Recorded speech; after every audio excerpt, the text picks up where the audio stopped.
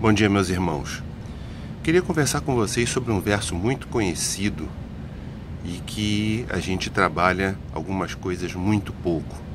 Segundo Crônicas 7,14, que diz: se meu povo que se chama pelo meu nome se humilhar, orar e me buscar, e se converter dos seus maus caminhos, então eu ouvirei dos céus, perdoarei os seus pecados e sararei a sua terra. Nós trabalhamos muito essa questão de orar, buscar, eu ouvirei, sim, Deus vai ouvir a sua oração e tudo mais. Nós trabalhamos muito nessas questões. Mas há uma parte que o texto está focando que nós trabalhamos muito pouco. Quando ele diz, eu sararei a sua terra. A terra, ali não é a terra lugar de convivência, onde você vive. Terra ali significa o teu dia a dia, o teu cotidiano. As tuas reações, os teus sentimentos, né? Tudo que você vive no seu dia a dia.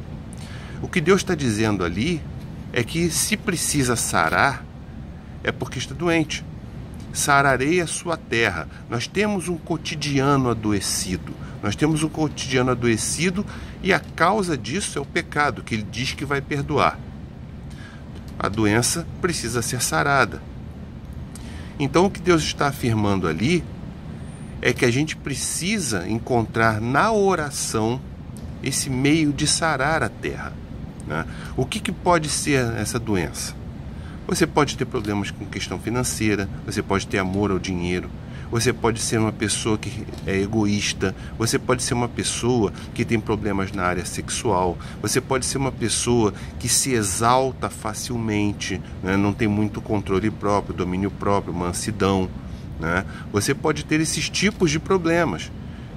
Isso é uma terra adoecida. O pecado adoeceu a sua terra e ela precisa ser sarada.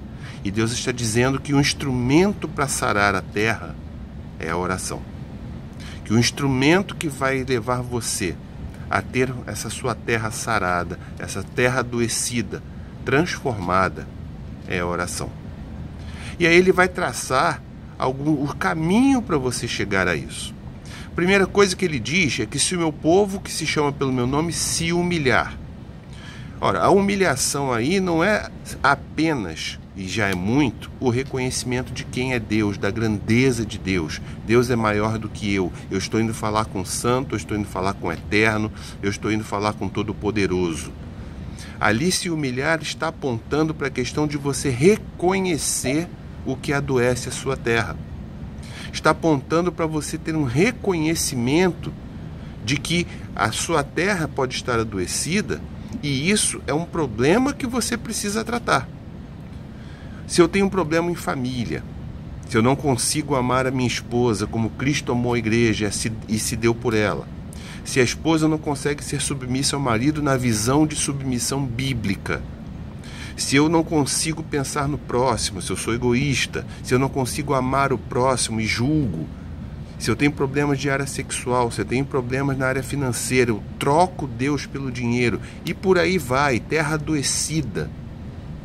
A solução para isso começa por se humilhar, começa por reconhecer: eu tenho esse problema e eu preciso que esse problema seja resolvido. Ele vai dizer que uma vez que você reconhece o problema, você busca a oração. A oração é o meio para sarar essa terra. Só que Deus vai mais além. Ele diz orar e me buscar. Esse me buscar implica em quê? Que você está orando para buscar a Deus e não pura e simplesmente para buscar a solução de um problema.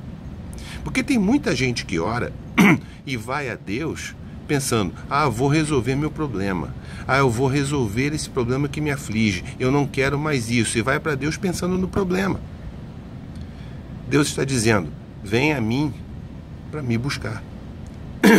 Me buscando, o restante eu vou fazer. Você precisa pensar em estar em comunhão comigo. Você precisa pensar em estar em intimidade comigo. Você precisa desejar a mim e não pura e simplesmente a solução do problema. Porque isso não é buscar a Deus. Isso é fazer de Deus alguém que eu busco quando eu tenho um problema. Se eu não tenho problema, eu não preciso buscar a Deus.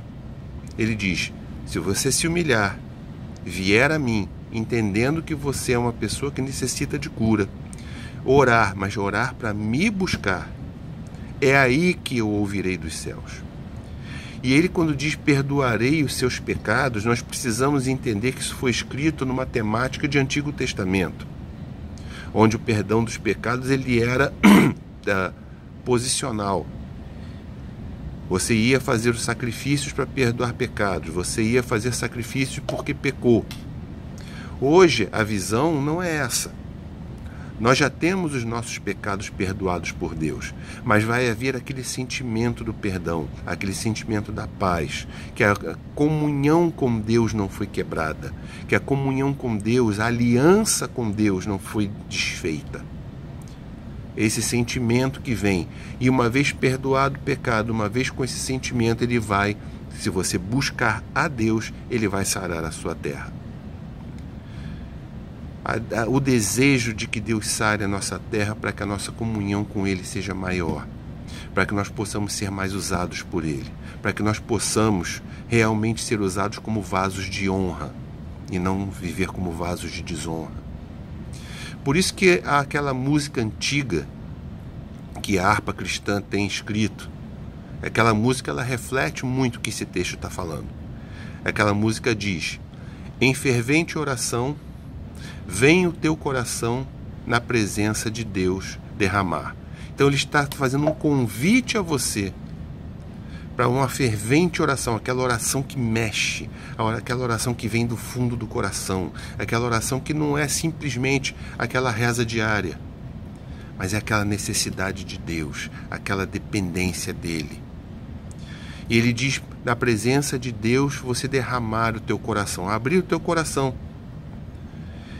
Aí ele vai dizer mais: mas não podes fruir o que estás a pedir, sem que tudo abandones no altar. Fruir significa desfrutar, aproveitar. É como quando você compra um carro, se você tem carteira, você vai andar com o carro, você vai aproveitar o que o carro pode te dar. Você vai fruir do carro. Mas se você não tem carteira, o carro fica na garagem e você continua andando de ônibus. Então você não está fruindo daquele benefício. O que o texto está dizendo na música é que você não vai poder fruir aquilo que você está pedindo a Deus em oração sem que tudo você abandone no altar. O altar é o lugar de oferta, onde você coloca algo para Deus. Mas essa oferta precisa ser morta. A oferta que vai ao altar é aquela que vai morrer. Então, quando você coloca tudo no altar, você está apontando para o que o texto de 2 Crônicas 7,14 fala de se humilhar. Eu tenho problemas, eu tenho coisas em mim que não deveriam estar em mim. Eu vou colocar no altar para que isso morra. Eu vou colocar no altar para que Deus trate isso e isso venha a morrer. Então, essa oração, onde você coloca tudo no altar, é a oração de quem já se humilhou, de quem já entendeu que isso que está em si não é necessário, adoece a terra. Então você nunca vai fruir daquilo que você está pedindo a Deus sem que você abandone tudo no altar, sem que você entregue a sua vida, seus desejos, suas propensões, aquilo que você pensa, os seus sonhos, as suas vontades, sem que você coloque tudo no altar, para que Deus pegue aquilo que não está de acordo com a vontade dele, não está de acordo com a sua santidade, e ele faça morrer. E aí a música ainda diz: em fervente oração vem o teu coração na presença de Deus derramar, mas não podes fruir o que estás a pedir, sem que tudo abandones no altar. Quando tudo perante o Senhor estiver, e todo o teu ser ele controlar, só então hás de ver que o Senhor tem poder, quando tudo deixares no altar.